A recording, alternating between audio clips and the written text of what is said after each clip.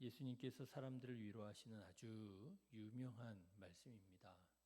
수고하고 무거운 짐진 자들아 다 내게로 오라 내가 너희를 쉬게 하리라. 고단한 삶을 살아가는 사람들에게 이 예수님의 말씀은 정말 큰 위로가 되는 그런 말씀이 아닐 수가 없지요. 그렇구나. 우리 예수님께서 내가 얼마나 수고하고 내가 얼마나 무거운 짐을 지고 이 세상 살아가고 있는지 알고 계시는구나. 그렇구나. 우리 예수님께서 내게 쉼을 주시기 원하시는구나. 여러분, 이 사실을 믿기만 해도 얼마나 우리들의 마음에 큰 위로가 되고 또 힘이 됩니까? 그래서 많은 그리스도인들이 이 말씀을 그렇게 사랑했고 또 이 말씀이 그렇게 또 유명해졌다라고 하는 것 아니겠습니까? 여러분, 우리 주님께서 우리의 삶을 아시고 우리에게 쉼을 주시기 원하신다라고 하는 이 사실을 알고 믿고 여러분 여기에서 위로받고 또 주님께서 주시기 원하시는 이 참된 쉼을 얻고 누리게 되시기를 주님의 이름으로 축원합니다. 자, 그런데 여러분 유명하고 위로가 되는 이 말씀에 반전이 있다라고 하는 것을 아십니까? 사실 이 말씀에는요, 예수님께서 수고하고 무거운 짐을 내려놓아라 라고 하는 말씀이 없어요. 여러분 이 말씀을 가만 보십시오. 예수님께서 수고하고 무거운 짐진 자들을 다 내게로 오라 초청하시잖아요. 내가 너희를 쉬게 하리라, 쉬게 하겠다고 예수님의 의도, 목적을 드러내시잖아요.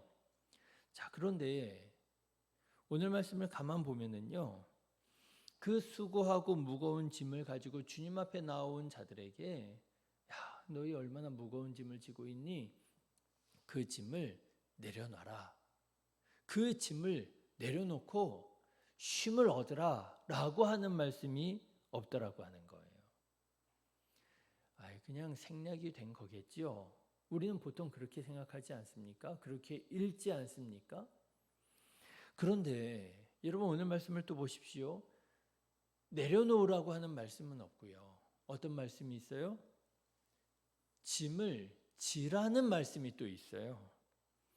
예수님의 멍에 예수님의 짐을 매라고 그러시는 거예요. 29절의 말씀 보시면은요. 나는 마음이 온유하고 겸손하니 나의 멍에를 메고 내게 배우라. 그리하면 너희 마음이 쉼을 얻으리니 이는 내 멍에는 쉽고 내 짐은 가벼움이니라 하시니라. 여러분 오늘 말씀을 가만 보십시오. 우리가 그 지고 있는 무거운 짐을 내려놓으라고 하는 말씀은 없고 도리어 예수님의 짐을 지라고 예수님께 배우라고 예수님의 멍에를 지라고 이런 말씀이 나오더라는 거예요. 반전이지요? 그래서 말씀드린 것처럼 많은 사람들이 이 말씀을 읽고 싶은 대로 읽습니다. 어떻게 해요? 수고하고 무거운 짐을 다 내 앞에 내려놓으라고 그 짐을 내려놓고 쉼을 얻으라고 이런 말씀으로 오늘 예수님의 말씀을 읽더라고 하는 거예요. 그래서 교회에서 잘못된 신앙생활을 하는 경우들이 많습니다. 어떻게 신앙생활을 하느냐? 교회에 와서 손 하나 까딱하지 않으려고 하는 사람들이 많아요. 아니 예수님께서 무거운 짐을 진 자들, 수고한 자들 내게로 오라고 그 짐을 내려놓으라고 그러고 힘을 얻으라고 예수님 그렇게 말씀하셔서 내가 교회에 나왔는데 내가 교회까지 와서 봉사해야 되냐고 내가 교회까지 와서 일을 해야 되냐고 내가 교회까지 와서 수고해야 되냐고 나는 너무 힘들다고 난 너무 지쳤다고 나는 교회에선 그냥 쉼만 누리겠다고. 자, 그런데 여러분 오늘의 말씀을 다시 한번 보십시오. 예수님께서는요 수고하고 무거운 짐을 다 내 앞에 내려놓아라 그 짐을 내려놓고 쉼을 얻으라 라고 하는 말씀을 하지 않으셨습니다.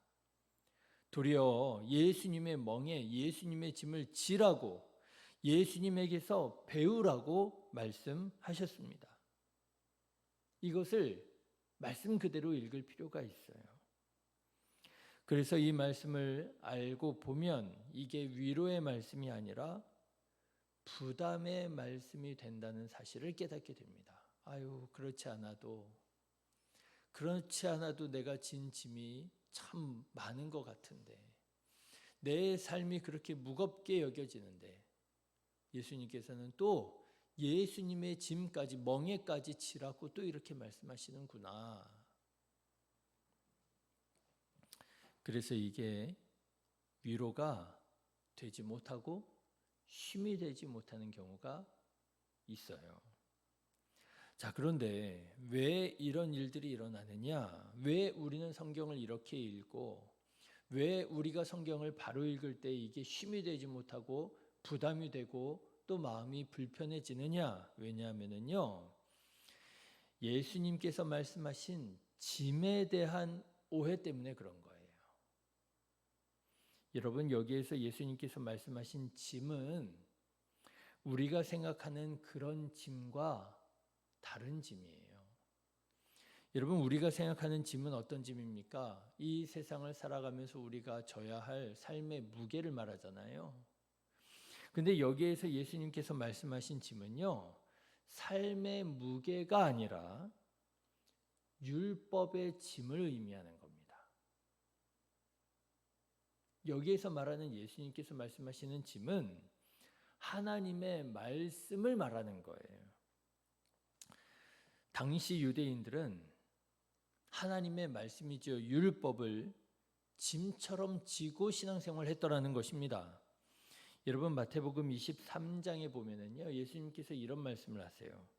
또 무거운 짐을 묶어 사람의 어깨에 지우되 자기는 이것을 한 손가락으로도 움직이려 하지 아니하며. 누구에 대한 말씀입니까?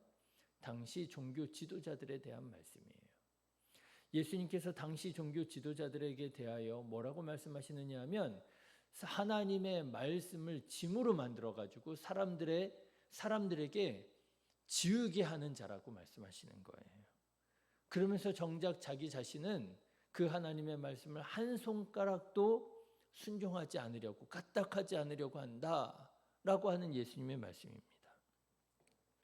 네, 당시 유대인들은 하나님의 율법을 마치 짐처럼 짊어지고 살고 있더라고 하는 거예요.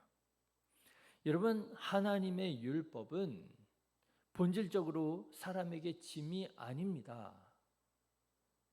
우리를 살리고 우리를 자유케 하고 진리로 살아가게 하는 하나님의 말씀이지요. 생명이지요.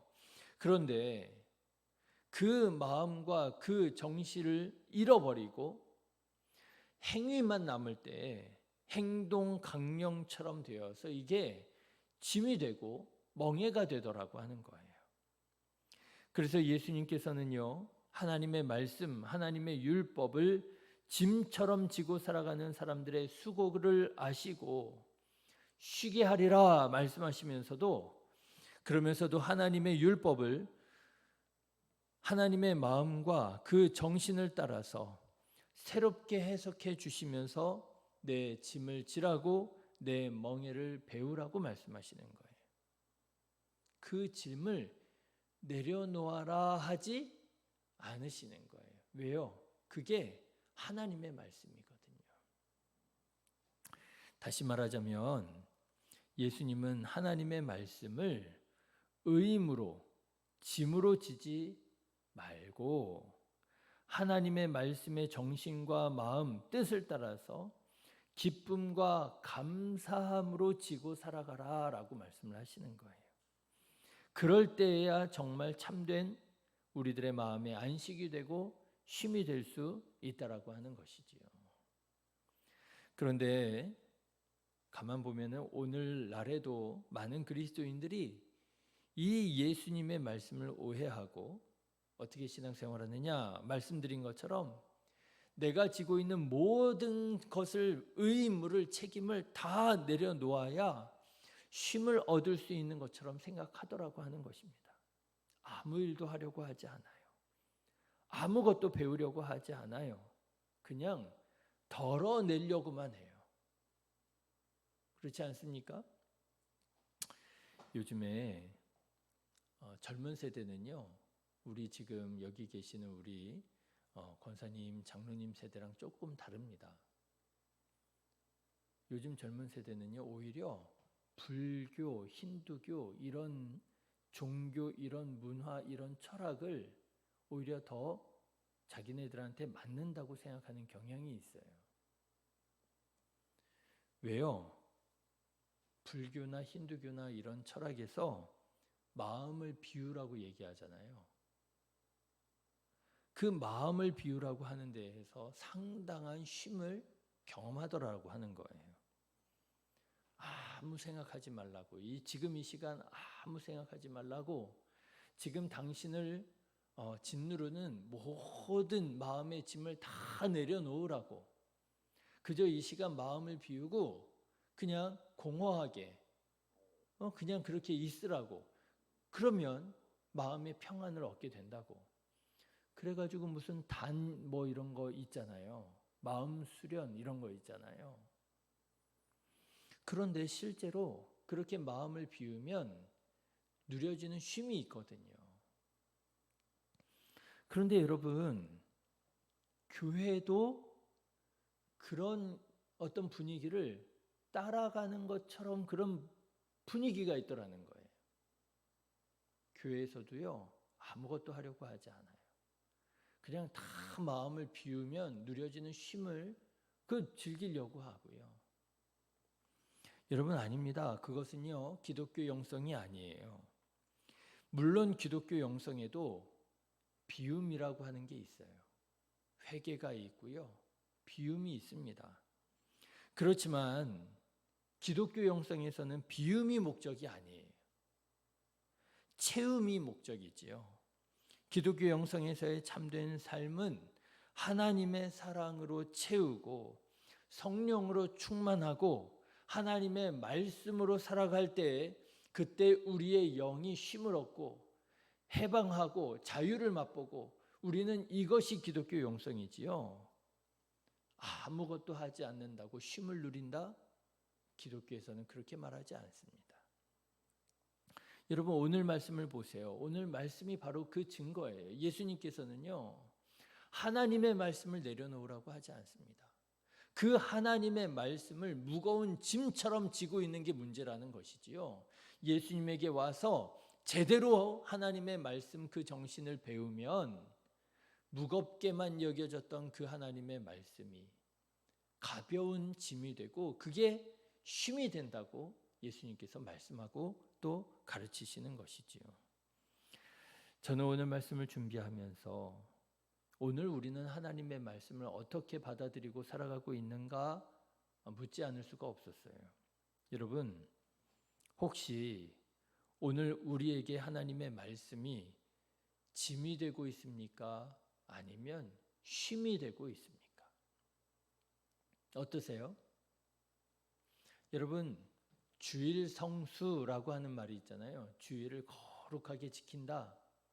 여러분, 이 주일 성수라고 하는 아름다운 신앙의 전통이 짐이 되고 있습니까? 아니면 쉼이 되고 있습니까? 나는 주일에 교회에 가서 예배 드리는 게 내 영혼에 정말 쉼이 돼. 충전이 돼. 힘이 돼. 위로가 돼. 여러분, 쉼이 되고 있습니까? 아니면 주일에 꼭 교회를 가야 돼? 꼭 교회에 가서만 예배를 드려야 돼? 나도 좀 다른 데 나가서 놀러 가고 싶고 그런데 꼭 교회를 가야 돼? 왜 그런 생각, 왜 그런 말을 할까요? 주일 성수라고 하는 아름다운 신앙의 전통이 이게 쉼이 되지 못하고 짐이 될 때 그런 생각, 그런 마음을 갖더라는 거예요. 그렇죠. 아니, 수요 예배 꼭 드려야 돼? 새벽 예배 꼭 드려야 돼? 아니, 목사님 하는 얘기 들어보니까 새벽 예배 드리는 교회, 수요 예배 드리는 교회는 한국 교회밖에 없다며. 그냥 그거 집에서 드리면 안 돼? 안 하면 안 돼? 왜 그런 생각을 할까요? 수요 예배라고 하는 새벽 예배라고 하는 아름다운 신앙의 전통이 이게 우리에게 뭐가 되고 있다라고 하는 거예요? 짐이 되고 있다라고 하는 거예요. 여러분, 수요 예배, 새벽 예배, 주일 예배, 우리가 교회에서 지키는 그런 신앙의 전통들은요, 결코 짐으로 만들어진 게 아니었습니다. 그것은 쉼이었습니다. 하나님의 말씀을 들을 때 내 마음에 위로가 되었고요, 쉼이 되었고요. 그래서 하나님의 말씀을 조금이라도 더 듣고 싶어서, 조금이라도 더 배우고 싶어서 만들어진 것이 수요 예배고요, 새벽 예배고요. 사랑하는 성도 여러분, 하나님의 말씀이, 아름다운 신앙의 전통이 짐이 아니라 쉼이 되시기를 주님의 이름으로 축원합니다. 쉼이 되셔야 돼요. 여러분, 교회를 습관으로, 의무로 다니시면 안 되고요, 본질로 다니셔야 돼요. 새벽에 눈을 뜨실 때 내가 먼저 주님 앞에 나아가서 예배 드릴 수 있는 것이 감사가 되셔야 돼요. 수요 예배를 생각할 때 한 주간 살아가는 동안 이 한 주간의 한가운데에 내가 자칫 중심을 잃고 마음을 잃고 그리스도인이 아닌 것처럼 세상 사람처럼 살아갈 수 있는데, 내가 이 수요 예배에 나와서 다시 하나님께 예배를 드리면서 내가 그리스도인이로구나, 내가 예수님의 제자로구나, 그러려면 내가 이렇게 하나님의 말씀으로 살아가야 되겠구나, 그런 마음과 열심이 있을 때 그것이 우리에게 쉼이 되는 것이지요. 수요일이니까 나가야지, 내가 권사니까 나가야지, 그렇게 되면요, 그게 뭐가 되는 거예요? 짐이 되는 거예요. 예수님께서는 분명하게 말씀하십니다. 수고하고 무거운 짐 내려놓으라 말씀하지 않으시고요, 너희가 하나님의 말씀을 잘못 지고 있다, 그건 무거운 짐이 아니야, 그거는 가벼운 짐이야, 그 가벼운 짐이 쉼이 되는 거야. 사랑하는 성도 여러분, 예수님의 말씀을 믿고 주님께서 우리에게 말씀하신 그 모든 하나님의 말씀을 짐으로가 아니라 쉼으로 누리는 우리 성도님들 되시기를 주님의 이름으로 축원합니다. 그럴 때 그 예수님의 말씀이 우리에게 능력이 되고 우리에게 위로가 되고 우리에게 힘이 되게 될 줄로 믿습니다. 기도하겠습니다.